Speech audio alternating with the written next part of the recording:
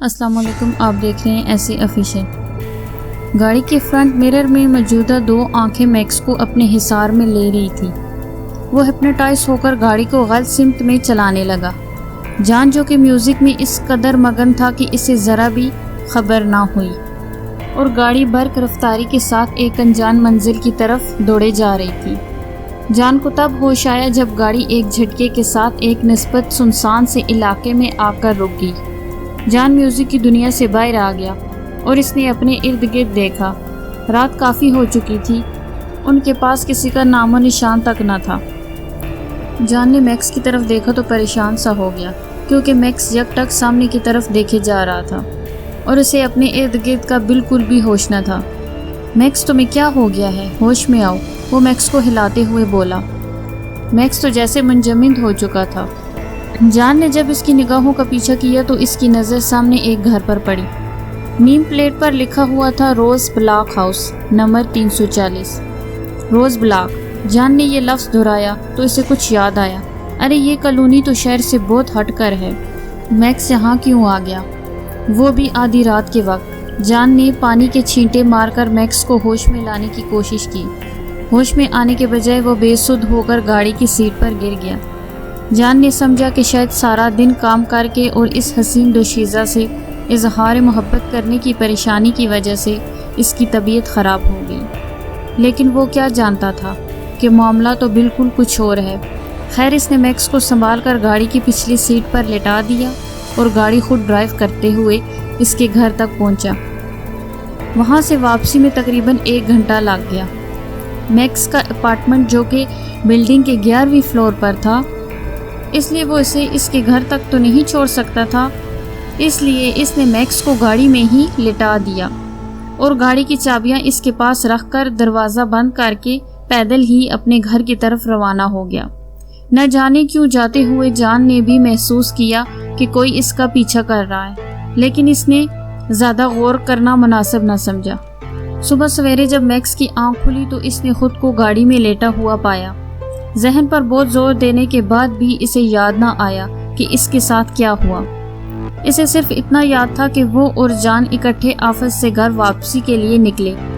اس کے بعد کا سب کچھ اس کی یادداشت سے بالکل غائب ہو چکا تھا۔ اس نے گھڑی پر ٹائم دیکھا تو صبح کے 7 بج رہے تھے۔ فوراً اس نے سب خیالات کو ذہن سے جھٹکا اور گاڑی سے باہر آ کر اپنے اپارٹمنٹ میں جا کے جلدی ناشتہ بنانے لگا۔ کیونکہ وہ اپنے ماں باپ سے الگ رہتا تھا، اس لیے اس نے ناشتہ اور آفس کی تیاری خود ہی کرنی پڑتی تھی۔ 17 سال کا ہونے کے بعد ہی اسے ماں باپ اپنی پرائیویسی میں خلل لگنے لگے، اس لیے اس نے فیصلہ کیا کہ وہ اپنی نوکری کر کے خود کفیل ہو جائے گا اور ماں باپ سے علیحدہ رہے گا تاکہ اسے کوئی ڈسٹرب نہ کر سکے۔ اور وہ ایسا کیوں نہ کرتا؟ یہ تو اس کے مغربی کلچر کا حصہ تھا جو کہ اسے ورثے میں ملا۔ خیر، اس نے ہڑبڑی میں ناشتہ کیا، یونیفارم پہنا اور گاڑی سٹارٹ کر کے آفس کی طرف دوڑ لگائی۔ آفس پہنچتے ہی وہ سب سے پہلے جان کے پاس گیا۔ جان تو جیسے پہلے ہی اس کے انتظار میں تھا، اس کے آتے ہی پھٹ پڑا۔ ارے یار میکس، تمہیں رات کو کیا ہو گیا تھا؟ تم گھر جانے کے بجائے شہر سے باہر ایک سنسان آبادی میں پہنچ گئے اور وہاں پر بے ہوش بھی ہو گئے۔ پھر میں گاڑی ڈرائیو کر کے تمہیں تمہارے گھر کے سامنے چھوڑ گیا۔ یار سمجھ نہیں آ رہی، میں خود بھی بہت پریشان ہوں، میکس نے جان کو جواب دیا۔ تم ٹینشن نہ لو، ہو سکتا ہے اس پری چہرے سے تعارف کی گھبراہٹ کی وجہ سے تمہارا دماغ نروس ہو رہا ہے۔ خیر تم اتنی ٹینشن نہ لیا کرو، میں تمہیں پہلے بھی سمجھا چکا ہوں، جو ہوگا بہتر ہوگا۔ اب ان فضول خیالات کو ذہن سے نکال دو اور چلو کام پہ لگ جاؤ، یہ نہ وہ خبیث مینیجر پھر سے آ جائے۔ جان نے ہنستے ہوئے میکس کے گال پر تھپکی ماری اور پھر دونوں اپنے کام میں مصروف ہو گئے۔ او مائی گاڈ، میکس کے منہ سے ایک دم نکلا۔ اس جملے سے جان سمجھ گیا کہ وہ پری دوشیزہ آفس میں داخل ہو چکی ہے۔ وہ میکس کا روز کا معمول جانتا تھا، اس لیے اس پر توجہ نہ دیتے ہوئے اپنے کام میں مشغول رہا۔ میکس اپنے دل میں پکا ارادہ کر چکا تھا کہ آج اس حسین لڑکی کا نام تو کم سے کم ضرور پوچھے گا۔ اس کام کے لیے اس نے لنچ ٹائم کو زیادہ بہتر سمجھا۔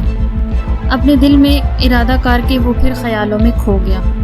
مینیجر غلام رسول اپنے کیبن سے نکل کر سٹاف کا جائزہ لینے کے لیے سٹاف کے حال میں ٹہلنے لگے۔ سب کو دیکھتے دیکھتے جب وہ میکس کے پاس پہنچے تو انہوں نے معمول کے مطابق میکس کو خیالات کی دنیا میں مگن پایا، لیکن انہوں نے خلاف معمول آج میکس کو ڈھانٹا نہیں، بلکہ فکر مند ہوتے ہوئے اپنے کیبن میں واپس لوٹ گئے۔ گویا انہوں نے میکس کے چہرے پر وہ دیکھ لیا تھا، عام آنکھیں جو دیکھنے سے قاصر تھی۔